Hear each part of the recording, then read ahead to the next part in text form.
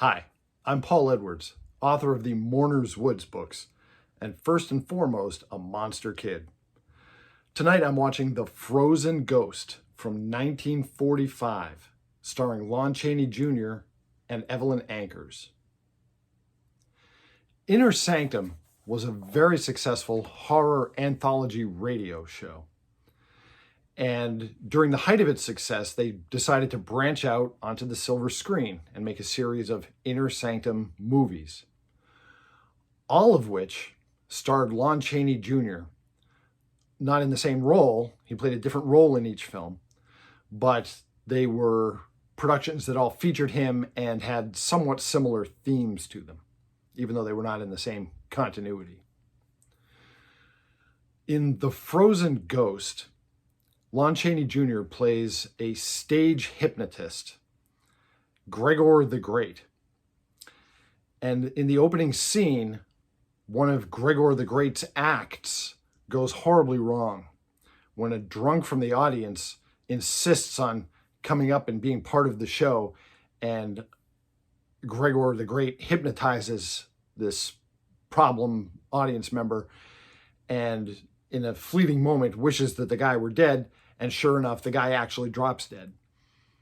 And Gregor, rightly or wrongly, feels guilty, feels as though he were responsible for this man's death.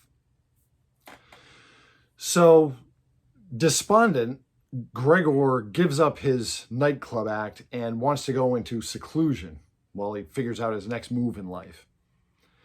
His manager sets him up with a job working at a local wax museum. The wax museum is run by a mature woman and her young adult niece. And together they have hired this sculptor who is amazingly good at creating lifelike mannequins. So, Lon Chaney Jr.'s character, Gregor the Great, settles into his new job at this wax museum. And not only does his female assistant, who wonders whatever happened to him when he gave up his stage act, she tracks him down, and she's very concerned about him because she's in love with him. But also, the older woman who runs the wax museum falls in love with him. And the young adult niece, who also works at the wax museum, falls in love with him. So he's got 3 different women who all want him. This is actually one of the least plausible parts of the movie from my point of view, because I'm not putting down Lon Chaney Jr. in any way, but the fact that every single female character becomes instantly infatuated with him and wants to be with him, it really pushes credulity. This is Lon Chaney Jr. we're talking about here. It's not James Bond. So if you can get past that, that's actually probably the least plausible thing in the whole picture. As you can imagine, tempers flare, accusations circulate, and before you know it, the older woman who runs the wax museum has disappeared.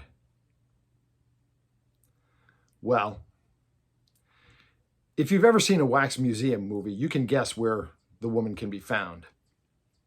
But you have to remember, this is 1945.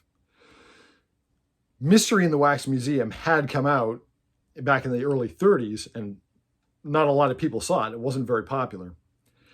And the much, much bigger wax museum horror movie, House of Wax, starring Vincent Price, wouldn't come along for another 8 years. So at the time this movie came out, it probably wasn't people's gut reaction, oh, of course, the dead body is hidden as one of the wax figures. So that was a mystery for us to solve, but that's really not a spoiler, because any of us that are watching this movie immediately knows where the body is buried, literally.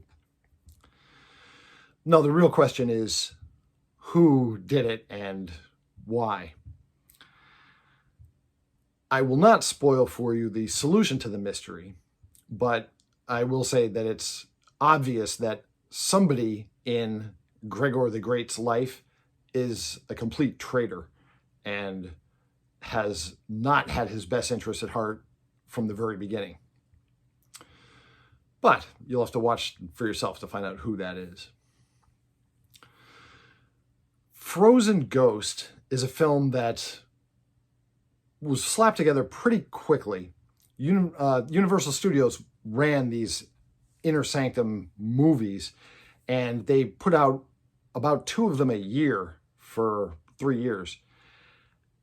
They were done rather quickly, and the fact that Universal cast 2 of their stalwart actors, Lon Chaney Jr. and Evelyn Ankers, probably worked from the public's perspective, but from the actor's point of view, it was no good because, as you may well know, Lon Chaney Jr. and Evelyn Ankers did not like each other, but Hollywood kept casting them opposite each other because they felt they had good chemistry.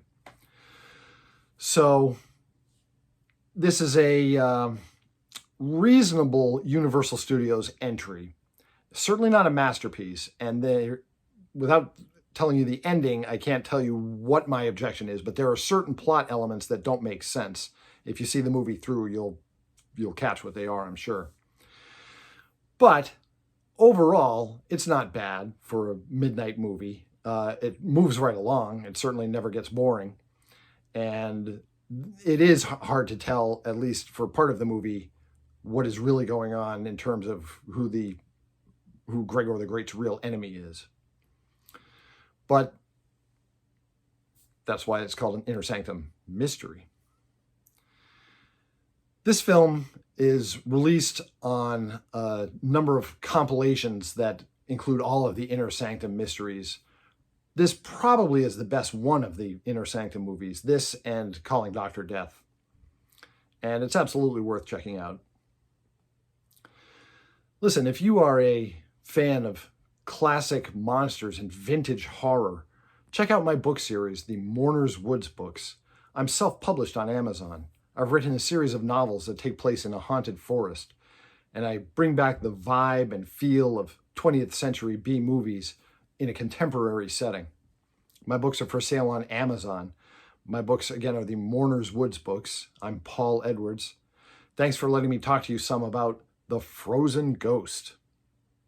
I'll see you in Mourner's Woods.